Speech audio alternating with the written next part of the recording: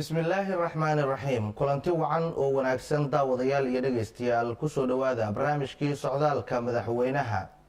barnaamijka iyaga socdaalka nabadda ee madaxweynaha jamhuuriyadda federaalk ah ee soomaaliya ku marayo qeybo ka mid a dalka soomaaliya goboladiisa ayaa waxaan hadba idinkugu soo gudbinaa socdaalkaasi madaxweynaha soomaaliya uu ku joogo haatan magaalada gaalkacyo iyo waxa kasoo cusboonaaday iyo sidoo kale qeybaha dambe oo aad ku daawataan ama ku dhegaysataan waraysiyo kala duwan oo aan la yeelano siyaasiyiinta u dhuunta duleela siyaasadda soomaaliya iyo guud ahaan wadamada geeska afrika. barnaamijka iyaga ayaan caawa waxaad ku daawan doontaan magaalada gaalkacyo koonfurteeda oo uu ku sugan yahay madaxweynaha jamhuuriyadda federaalk ah ee soomaaliya mudane maxamed cabdulaahi farmaajo ayaa waxa uu maantay ka dhagax dhigay wado laami noqonaysa oo isku xiri doonto magaalooyinka gaalkacyo iyo hobyo, asagoo sidoo kale madaxweynaha jamhuuriyaddu bulshada ku dhaqan koonfurta magaalada gaalkacyo meel fagaaro ah kula hadlay asagoo uu garab taagan yahay madaxweynaha galmudug. waxa uuna madaxweynuhu ka hadlay nabadeynta iyo isdhexgalka bulshada ee magaalada gaalkacyo ee dadka ku dhaqan ay la doonayo inay ku wada noolaadaan. nabadgelyada magaalada gaalkacyo ayuu madaxweynuhu ku nuuxnuuxsaday. waxa uuna intaa kadib kulamo gaargaar ah la qaatay qeybaha bulshada iyo siyaasiyiin ay ka mid ahaayeen xildhibaano iyo senataro oo uu ka mid yahay maamulka gobolka mudug iyo kan degmada gaalkacyo ee koonfurta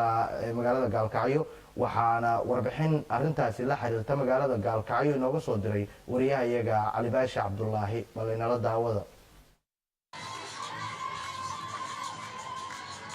dadweyne aad u fara badan oo ka dhex muuqda magaalada gaalkacyo ayaa soo gurdhaafiyay wadooyinka saaka uu marayay madaxweynaha jamhuuriyadda federaalk ee soomaaliya mudane maxamed cabdulaahi farmaajo uu helinayay madaxweyne. waxaan aad iyo aad ugu faraxsanahay anoo da'dan jira oo hooyaa inaan weligay arkin madaxweyne soomaaliya ee waddankayga sharafta leh soomaaliyeed u ah madaxweyne. waxaan maanta aad iyo aad ugu faraxsanahay inaan si live u arkay madaxweyneyga. waxaan leeyahay maxamed cabdulaahi farmaajo ku soo dhawow gaalkacyo galmudug. madaxweyne waa kugu hanweynahay, madaxweyne waa kugu hanweynahay. waxaan rabnaa inaad noo samaysid madaxweyne waxaan kaa rabnaa inaad nabadda ka shaqaysid gaalkacyo. madaxweyne maxamed cabdulaahi farmaajo ayaa dadweyne badan kula hadlay madaxtooyada galmudug ee gaalkacyo, waxaana uu sheegay in socdaalkiisa gaalkacyo uu yahay mid ku aadan dib u heshiisiinta magaaladan, isagoo dadka reer gaalkacyana ka codsaday inay nabadda gacan siiyaan. waxaan runtii aad iyo aad idinkaga mahad celinayaa sida walaaltinimada leh ee qalbiga furan oo diiran oo sharafta weyn aad ku soo dhowaysay aniga iyo wafdigayga. waxay ka turjumaysaa sidaad u jeceshiin martidiinna iyo madaxdiinna. safarkaan dheer aan soo galay oo aan maanta ku joogo magaalada gaalkacyo magacan u bixiyey waa maqashay soo maaha. waxa weeye waa safarkii dib u heshisiinta soomaaliyeed. dib u heshisiinta macnaheedu waxay tahay qof walba oo halkan jooga magaaladan gaalkacyo iyo qof walba oo soomaalidin dhegaysanaya laga bilaabo maanta inay noqdaan nabadoono. waxaan u nimid halkan dib u heshisiin taasoo aan ballan qaaday maalintii la ii doortay aan ballan qaaday. gacan ma igu siinaysaan magaaladan inay noqoto magaalo nabada oo horumar leh oo mustaqbal fiican leh. madaxweynaha galmudug axmed geelle xaaf ayaa madaxweynaha jamhuuriyadda federaalk ee soomaaliya soo dhoweyn kadib waxa uu ka codsaday in dowladda federaalk ee soomaaliya ay door fiican ku yeelato horumarinta deegaanada galmudug. galmudug maantay nasiib waxay u yeeshay inay maaragtay aada u soo dhoweyso madaxweynahoodii dowladda federaalka ah iyo wafdiga la socda dhammaantood maamulka iyo dadka aada iyo aada maaragtay bannaanka maanta u soo baxay oo halkan jooga. waan idin salaamaynaa. madaxweynaha waad soo dhoweyseen. wax allaaliyo wixii madaxweynaha aan uga baahnaana waa u dhiibaynaa. maantay marka ugu horraysa waxaan rabnaa inuu noo furo oo noo dhiso jidkii hobyo iyo gaalkacyo. waxaan rabnaa in loo dhiso xabsigii aan dadka eebta daran iyo mujrimiinta isaga xiriirtay waxaan rabnaa wax badan oo kale in maaragtay dowladda federaalka ay loo qabato. intaa kadib madaxweynaha jamhuuriyadda federaalka ee Soomaaliya mudane Maxamed Cabdullaahi Farmaajo ayaa madaxtooyada Galmudug ee Gaalkacyo waxa uu kulan kula yeeshay xildhibaano, senataro iyo mas'uuliyiinta maamulka Galmudug kuwaasoo madaxweynuhu ka dhigay codsigooda ku aadanaa in dowladda dhexe ee Soomaaliya ay door fiican ku yeelato dib u heshiisiinta magaaladan iyo horumarinta kaabayaasha dhaqaalaha. dhinaca kale madaxweynaha jamhuuriyadda mudane Maxamed Cabdullaahi Farmaajo ayaa dhagax dhigay dhismaha xabsi ay yeelatay Galmudug xalinta dib u heshiisiinta iyo wadada isku xirta Hoobe iyo Gaalkacyo. Cali Baasha Cabdullaahi, warbaahinta qaranka, magaalada Gaalkacyo. waa mahadsan yahay wariyaha iyaga Cali Baasha Cabdullaahi warbixintaasi nooga soo diray magaalada Gaalkacyo koonfurteeda oo madaxweynaha jamhuuriyadda federaalka uu ku sugan yahay mudane Maxamed Cabdullaahi Farmaajo. madaxweynaha ayaa intaa dabadeed waxa uu kulamo gaargaar ah la yeelanayay qeybaha kala duwan ee bulshada ku dhaqan magaalada Gaalkacyo waxa uuna haatan ka qayb galayaa xaflad ka socota koonfurta magaalada Gaalkacyo gaar ahaan madaxtooyada Galmudug ee magaalada Gaalkacyo. haatan waxaa qadka telefoonka si toosa magaalada Gaalkacyo ugu jira wariyaha iyaga Muxyidiin Macalin Cabdulle oo ku sugan goobta xafladda ay ka socotay ee madaxtooyada Galmudug ee magaalada Gaalkacyo. Muxyidiin soo dhawow maxaa caawa ka cusub magaalada Gaalkacyo? su'aal Macalin Maxamuud aad baad u mahadsan tahay adigiyo farsamayaqaan bunka. dabcan xarunta madaxtooyada Galmudug koonfurta magaalada Gaalkacyo iminka waxaa ka socotaya munaasabad lagu soo dhaweynayo madaxweynaha jamhuuriyadda federaalka ee Soomaaliya mudane Maxamed Cabdullaahi Maxamed Farmaajo kaasi oo maalintii shalay soo gaaray magaalada Gaalkacyo hase ahaatee xalaytooda ku hoyday waqooyiga magaalada Gaalkacyo balse maanta gelikii horeba soo gaaray koonfurta magaalada Gaalkacyo halkaas oo si weyn u qeybaha kala duwan ee bulshada iyo sidoo kale mas-uuliyiinta dowlad goboleedka Galmudug ee ugu horeeyay mudane Axmed Ducaale Geele Xaaf madaxweynaha dowlad goboleedka Galmudug iyo xubno ka tirsan golaha shacabka iyo weliba aqalka sare ee baarlamaanka Soomaaliya. madaxweynuhu dabcan intii maanta uu koonfurta Gaalkacyo waxaa jiray kulamo kala duwan oo uu la qaatay dhinacyada Galmudug iyo sidoo kale golaha shacabka iyo aqalka sare iyo weliba qeybaha kala duwan ee bulshada magaalada Gaalkacyo waxaana inta badan kulamada ay ku saabsanayeen sidii madaxweynuhu ugu dhiirigelin lahaa dadkaasi in dhammaantood ay taagaan ilaalinta jiritaanka dowladnimo iyo sare u qaadista taageerada ay la garab taagan yihiin dowladda federaalka ee Soomaaliya. madaxweyne mudane Maxamed Cabdullaahi Farmaajo oo sugaal dabcan maanta bulshada magaalada Gaalkacyo la hadlayay waxa uu sheegay in hadafka ugu weyn ee Gaalkacyo u soo gaaray ay tahay sidii uu dib u heshiisiin dhab ah uga hirgelin lahaa magaalada Gaalkacyo oo muddo dheer xaalad dagaal uu kasoo jiray. madaxweynuhu uu sheegay isla markaana uu bulshada ka codsaday in arrintaa gacan lagu siiyo. marka guud ahaan laga tago hadalka madaxweynaha Soomaaliya waxaa inoo muuqanayay warbaahinta kala duwan ee madasha ku sugnayd in shacabka magaalada Gaalkacyo dhammaantoodba ay si dhab ah u muujinayeen dareen ku saleysan sida ay ahmiyad gaara ugu leedahay nabadgelyada magaalada Gaalkacyo iyo in ay aada ugu faraxsan yihiin madaxweyne mudane Maxamed Cabdullaahi Maxamed Farmaajo in Gaalkacyo uu soo gaaro bulshadana isla markaana uu ballan qaado in uu ka shaqeynayo sidii dib u heshiisiin dhabaan loo hirgelin lahaa magaalada Gaalkacyo iyaguna ay arrintaasi u ballan qaadeen. mas-uuliyiinta Galmudug marka laga reebo iyo shacabkaba oo uu la kulmay madaxweynuhu waxa uu aad uga hadlayay ilaa shalay oo magaalada uu soo gaaray xasiloonida iyo nabadgelyada magaalada Gaalkacyo.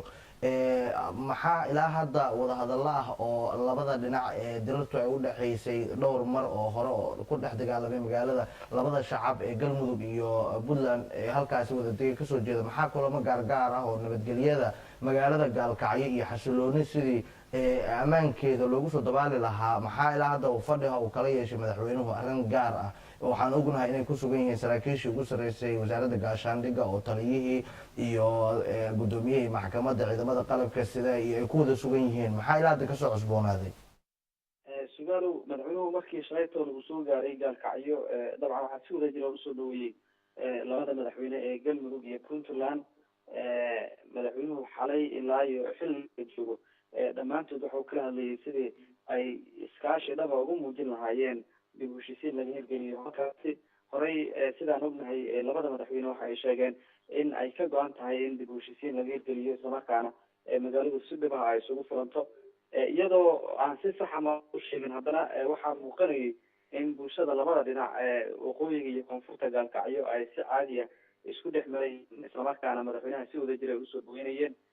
madaxweynaha soomaaliya waxaa jiray in uu si gaara kulamo ula yeeshay ama ula leeyay iminkaba bulshada magaalada gaalkacyo gaar ahaana madaxda dowlad goboleedka galmudug waxaa kulamada intooda badan ay ku salaysan yihiin sidii dib u heshiisiinta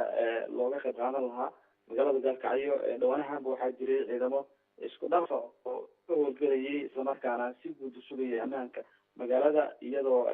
dhawaantan ay suuqa magaaladaasi amnigiisa si gaara ciidanku u ilaalinayeen iyaga ayaa door ku lahaa amniga magaalada maadaama maanta uu madaxweynuhu soo gaaray koonfurta magaalada gaalkacyo dabcan marka si guud loo fiiriyo bulshadu magaaladu waxa ay intooda badan aada u muujinayaan in ay meel iska dhigeen colaadii muddada soo jirtay islamarkaana hadda wixii ka dambeeya ay midnimo iyo walaalnimo dhaba muujinayaan bulshada qaarkood oo nala hadlay maanta waxay sheegeen in muddo dheer kadib ay arkeen madaxweyne soomaaliyeed oo magaalada soo booqanaya islamarkaana bulshada dhexgelaya taasina waxay ku ammaaneen madaxweyne mudane maxamed cabdullahi maxamed farmaajo waxmadaxweynaha ay ka codsadeen maadaama ay nabadda baahi weyn u qabaan in madaxweynuhu arrintaa uu ka shaqeeyo islamarkaana iyagu ay ku garab taagan yihiin horeyna dabcan waxaa u jiray in madaxweyneyaasha labada dowlad goboleed ay sheegeen in ay juhdi badan ku bixinayaan sidii looga marin dalin lahaa wadahadalla hore loo galay dadaaladaasna iminka ay wadaan oo aanay u hubeysan marka sugaalow waxaan dhihi karnaa madaxweyne mudane maxamed cabdullahi maxamed farmaajo imaanshihiisa magaalada gaalkacyo waxay fursad kale markaan u fiirina u tahay bulshada labada dhinac maadaama heshiisyo dhawaanahanba ay jireen islamarkaana madaxweynuhu arrinta uu xoojinayo islamarkaana fulinteeda laga filayo inay ka qayb qaataan labada dowlad goboleed waxaan ognahay in magaaladu sidoo kale taliyaha ciidanka xoogga dalka xubno ay kamid yihiin golaha shacabka iyo sidoo kale xubnaha golaha aqalka sare ee baarlamaanka soomaaliya ayaa magaalada ku sugan oo iyaga doorkooda kuleh wadahadalada nabadeed ee la filayo in markaasi laga hirgeliyo guud ahaan amni magaalada gaalkacyo xubnaha waxaa kamid ah senator cabdi xasan cawaale qaybdiid oo horey galmudug madaxweyne uga soo ahaa saameyn badanna ku markaas si kale loo fiiriyo xaalada magaalada gaalkacyo oo uu muddo ka shaqeynayay sidii dib u heshiisiin dhaba loogu hirgelin lahaa gudoomiye ku-xigeenka golaha aqalka sare abshir bukhaari ayaa isna kamid ah mas-uuliyiinta kusugan magaalada caawa madaxtooyada munaasabada ka socota madaxweynaha soomaaliya kala qaybgelaya dhinaca kale madaxweynaha dowlad goboleedka puntland doctor cabdulle maxamed cali gaas iyo madaxda kale ee puntland waxa ay si cad u muujiyeen in amniga magaalada iyo sidii bulshada labada dhinac ay mid u ahayeen ay kala shaqeyn doonaan dhinaca galmudugna sidaa oo kale ayay ballan qaaday marka la isku soo duubo dadaalada aan kala harka lahayn ee loo wado in gaalkacyo nabad waarta laga hirgeliyo waxa ay muujinaysaa in ay ka wada go-an tahay islamarkaana tani ay fursad u siinayso bulshada magaalada in lagu taageero sidii iyana ay qayb uga qaadan lahaayeen in ammaanka magaalada la xaqiijiyo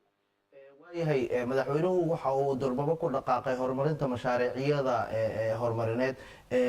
oo ay kamid yihiin in wadooyinkii qadiimiga ahaa la hormariyo dibudhis loo helo waxa uu maanta dhagax dhigay wado isku xiri doonta gaalkacyo iyo hobyo iyo xabsi dhexe oo ay yeelanayso galmudug bal ka waran see dadku usoo dhaweeyeen waxaanu ognahay wadadaasi oo aada u burbursaneed hobiyii gaalkacyo in shilal badan ay hore uga dhaceen oo ay dad badani ku dhinteen iyo dad badanna ku dhaawacmeen dadka si aragti ahaan iyo see uga hadleen madaxweynuhu sida aad u sheegtay bulshada sugaalow maantaba waxa uu dhagax dhigay wadadaasi isku xiraysa magaalooyinka gaalkacyo iyo hobyo oo ah wada aada istraatiiji u ah islamarkaana suuro gelinaysa in si toosa looga shaqaysiiyo dekeda magaalada hobyo madaxweynaha dowlad goboleedka galmudug axmed ducaale geela xaaf oo horey uga hadlayay ahmiyadda dekeda hobyo u leedahay sugaal waxa uu sheegay in dowlad goboleedka galmudug ay si degdega ugu dhaqaaqi doonaan sidii dib u dhis loogu sameyn lahaa dekeda hobyo si ay markaasi sare ugu qaado ganacsiga guud ahaan galmudug wadada haddii la dhiso waxa ay fursad u noqonaysaa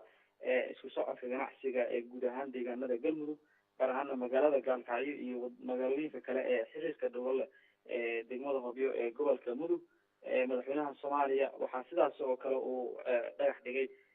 xabsi la filayo in laga hirgeliyo islamarkaana dhismihiisa laga bilaabo magaalada gaalkacyo taas oo dowlad goboleedka galmudug ay markaasi horseed u yihiin mas-uuliyiintoodu sidaas oo kale sugaal waxaa jiray madaxweynaha soomaaliya socdaalkiisa aanu ku ekaan doonin keliya magaalada gaalkacyo balse uu sii wadan doono oo uu gaari doono deegaano kale oo galmudug ka tirsan halkaasina waxaa madaxweynaha la filayaa inuu kula kulmo qeybaha kala duwan ee bulshada oo uu kala hadlo sidii ay door wanaagsan uga qaadan lahaayeen horumarka dalka meelaha madaxweynaha la filayo sugaal inuu gaaro waxaa kamid a magaalada cadaado oo xarun u ahayd dowlad goboleedka galmudug balse la filayo inay ku shaqeyso magaala madaxda gobolka galgaduud ahna xarunta dowlad goboleedka galmudug ee dhuusamareeb oo sidaas oo kale ay qabanqaabo xoogan oo madaxweynaha soomaaliya lagu soo dhaweynayo oo ay ka soconayso dhammaanna waxaa madaxweynuhu uu la kulmi doonaa bulshada qeybaheeda kala duwan haddii aan ahayn culamo udiinka waxgaradka siyaasiyiinta iyo sidoo kale dhalinyarada iyo ururada bulshada rayidka ee ka jira deegaanada madaxweynuhu uu kormeerayo madaxweynuhu meelihii uu soo maray laga soo bilaabo puntland gaar ahaana magaalada garowe ilaa iyo xilligan uu ku sugan yahay magaalada gaalkacyo waxa uu si guud ula kulmayay bulshada isagoo aan kala ribin dhammaantoodna madaxweynuhu waxa uu fursad u siinayay in madaxweynaha iyo dowladuba ay ku beeriyaan talooyinkooda shacabkuna dabcan waxay muujinayeen dareen wadaniyad oo markaasi muujinaysa sida ay uga go-an tahay in laga wada qayb qaato dhismaha dowladnimo si gaarana waxaad moodaa in madaxweynaha soomaaliya ay shacabku dareen gaara u muujinayeen maadaama ay aada u sheegayeen in madaxweynuhu uu yahay mid markii horeba ku yimid rabitaan iyo dareen dadweyne madaxweynuhu waxa uu dhex gelayay oo aan arkaynay in dadka uu dhex gelayo gacan qaadayay waxaan ognahay in gobolada dhexe oo magaalada gaalkacyo hadda uga sugan yahay in ay ka jiraan baahiyo dadka bulshada ay halkaasi degan ay dareemayaan oo ay ka mid tahay saameynta abaarihii ku dhuftay soomaaliya aafooyinka ay reebeen ilaa hadda dadku baahiyo ay usoo jeediyeen mas-uuliyiinta dowladda ee ay la kulmeen oo ay doonayaan inay kala fadhiistaan oo ay hor dhigaan ma jiraan ilaa hadda sugaalow meelaha madaxweynaha uu buuqanayay laga soo bilaabo puntland ilaa iyo gaalkacyo deegaan walba oo uu madaxweynuhu booqdo si gaara ayay duruuf rabitaankooda ku saleysan madaxweynaha ula wadaagayeen waxaa haddii aan ku hormaro mar uu madaxweynuhu booqday magaalada carmo gobolka bari waxaa mas-uuliyiinta iyo waxgaradku madaxweynaha ay kala hadleen in dib u dhis lagu sameeyo lana howlgeliyo xaruntii tababarada ciidanka booliska soomaaliyeed ee carmo oo ay kasoo baxeen in ka badan 5,000 oo ciidamo boolis soomaaliyeed oo iminka ka howlgala